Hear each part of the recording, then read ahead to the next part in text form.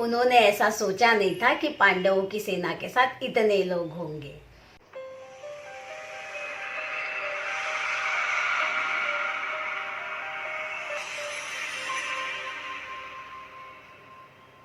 नमस्ते दोस्तों, कैसे हैं आप सब। स्वागत है आप सभी का हमारे भगवत गीता के इस चौथे सेशन में, जिसमें हम आज 3 श्लोक देखने जा रहे हैं। चौथा, पांचवा और छठा श्लोक। जैसा कि हम जानते हैं कि इसके पहले श्लोकों में राजा दुर्योधन और आचार्य द्रोणाचार्य के बीच में संवाद चल रहा है और राजा दुर्योधन आचार्य द्रोणाचार्य को पांडवों की सेना के बारे में बता रहे हैं। तो इन 3 श्लोकों में सारे योद्धाओं के नाम राजा दुर्योधन आचार्य द्रोणाचार्य को बता रहे हैं, इसलिए हम इन तीनों श्लोकों को एक साथ देखने वाले हैं। देखिए चौथा श्लोक। चौथे श्लोक का पहला हाफ, अत्र शूरा महेश्वासा। अत्र शूरा महेश्वासा। अगला हाफ, भीमार्जुन समायुधि। फिर से भीमार्जुन समायुधि। अब चलिए इसे ट्यून में कहते हैं।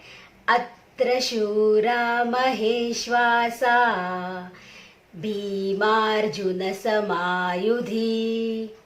फिर से एक बार, अत्र शूरा महेश्वासा भीमार्जुन समायुधि। अब चलिए बढ़ते हैं नेक्स्ट लाइन की तरफ।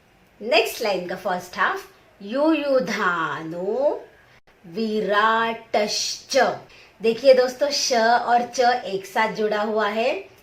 च मतलब और होता है संस्कृत में, एंड। युयुधानो विराटश्च।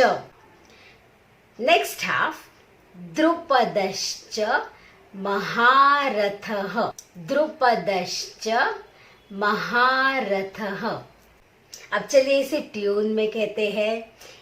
युयुधानो विराटश्च द्रुपदश्च महारथः। फिर से एक बार, युयुधानो विराटश्च द्रुपदश्च महारथः। अब चलिए दोनों लाइन एक साथ कहते हैं ट्यून में। अत्र शूरा महेश्वासा भीमार्जुन समायुधि। युयुधानो विराटश्च द्रुपदश्च महारथः। ये हमारा चौथा श्लोक है। चलिए बढ़ते हैं 5वें श्लोक की तरफ। 5वें श्लोक का पहला हाफ बहुत बड़ा वर्ड है दोस्तों, बहुत डिफिकल्ट लग रहा है, पर देखते हैं। दृष्टकेतुश्चेकितानः। आप इसे ऐसे ध्यान में रखेंगे तो आपको इजी जाएगा। दृष्टकेतु और चेकितान दोनों का नाम एक साथ है। दृष्टकेतुश्चेकितानः। नेक्स्ट हाफ, काशीराजश्च वीर्यवान। काशीराजश्च वीर्यवान। ये हमारी पहली लाइन है। अब चलिए इसे ट्यून में कहते हैं। दृष्टकेतुश्चेकितानः काशीराजश्च वीर्यवान। फिर से एक बार, दृष्टकेतुश्चेकितानः काशीराजश्च वीर्यवान। अब चलिए बढ़ते हैं नेक्स्ट लाइन की तरफ। पुरुजित कुंती भोजश्च। फिर से श और च आ गया। पुरुजित और कुंती भोज, यहाँ भी 2 नाम है। पुरुजित कुंती भोजश्च। अब आपको समझ आ गया होगा दोस्तों। शैब्यश्च नरपुंगवः, मतलब सब नरों में सर्वश्रेष्ठ। शैब्यश्च नरपुंगवः। ये हमारी सेकेंड लाइन है। अब चलिए इसे ट्यून में कहते हैं। पुरुजित कुन्तिभोजश्च शैब्यश्च नरपुङ्गवाः। फिर से पुरुजित कुन्तिभोजश्च शैब्यश्च नरपुङ्गवाः। अब चलिए दोनों लाइन को एक साथ कहते हैं। दृष्टकेतुश्चैकितानः काशीराजश्च वीर्यवान् पुरुजित् कुन्तिभोजश्च शैब्यश्च नरपुङ्गवाः। यहाँ हमारा 5वां श्लोक खत्म होता है। अब देखते हैं छठे श्लोक को।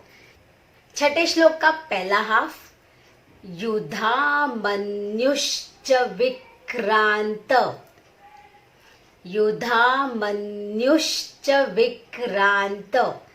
नेक्स्ट हाफ उत्तमौजाश्च वीर्यवान्। फिर से उत्तमौजाश्च वीर्यवान्। चलिए इसे ट्यून में कहते हैं। युधामन्युश्च विक्रांत उत्तमौजाश्च वीर्यवान् युधामन्युश्च विक्रांत उत्तमौजाश्च वीर्यवान्।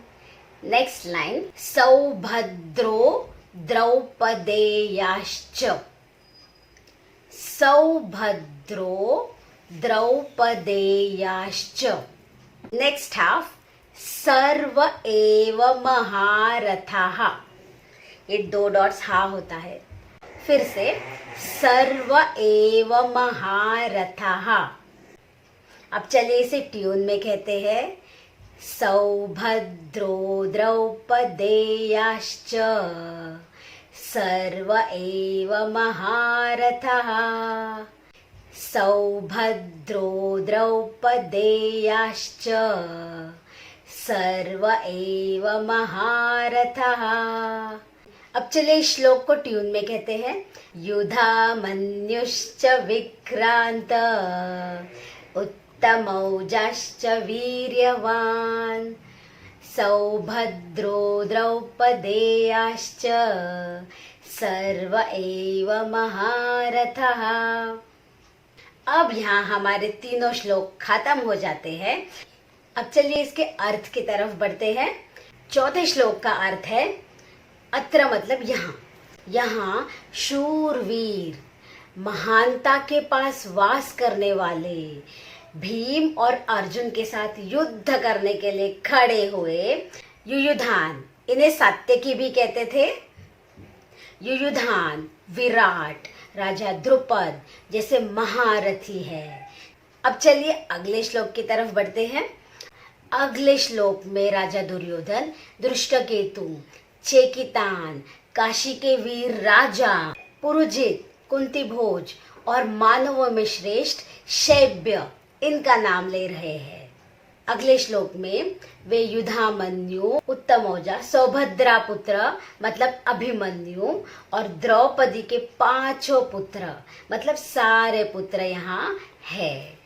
राजा दुर्योधन इन सभी के नाम इन तीनों श्लोकों में ले रहे हैं और वो ऑब्जर्व कर रहे हैं, एनालिसिस कर रहे हैं कि मेरे विरुद्ध में जो खड़े हैं उनकी सेना का बल क्या है। दोस्तों, जब भी हम अपने दुश्मन को ऑब्जर्व करते हैं तो हमें हमारे दुश्मन के स्ट्रेंथ और वीकनेस दोनों का पता होना चाहिए। तो यहाँ नजर आता है कि राजा दुर्योधन बहुत ही बुद्धिमान पॉलिटिकल लीडर थे। उन्होंने ऐसा सोचा नहीं था कि पांडवों की सेना के साथ इतने लोग होंगे। तो अभी वो उनका एनालिसिस कर रहे हैं, उन्हें ऑब्जर्व कर रहे हैं। हमें भी अपने दुश्मन को ऑब्जर्व करना चाहिए ताकि हमें उनसे कोई हानि ना हो। यहाँ हमारे तीनों श्लोक खत्म हो जाते हैं। आशा करती हूँ कि आपको मेरा ये वीडियो समझ आया है और आपको इनसे मदद भी मिल रही है। प्रैक्टिस करते रहिए और हम भगवद गीता को पूरी जरूर करेंगे। यहाँ तक देखने के लिए धन्यवाद।